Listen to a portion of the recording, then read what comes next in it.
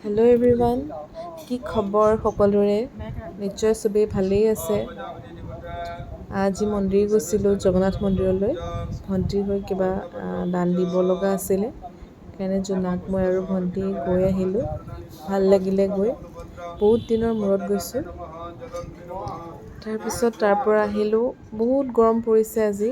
আহি ভাত পানী খাই লৈ পেলাই অকণমান ৰেষ্ট ল'লোঁ। জোনাকে এনেকৈ নয়নাৰ লগত, মই তাইক নয়না বুলি মাতোঁ, চবে তাইক বেলেগ বেলেগ নাম দি মাতে। মৰম লাগে তাইৰ কাণ্ডবোৰ চাই পেলাই। জোনাক মানে শুবলৈ বিচাৰে, তাইক শুব নিদিয়ে, মানে শুব নালাগে আৰু তাইৰ লগত খেলি থাকিব লাগে। সিফালে ভণ্টিয়ে তাইক লগাই আছে বিচনাৰ ওপৰৰ পৰা।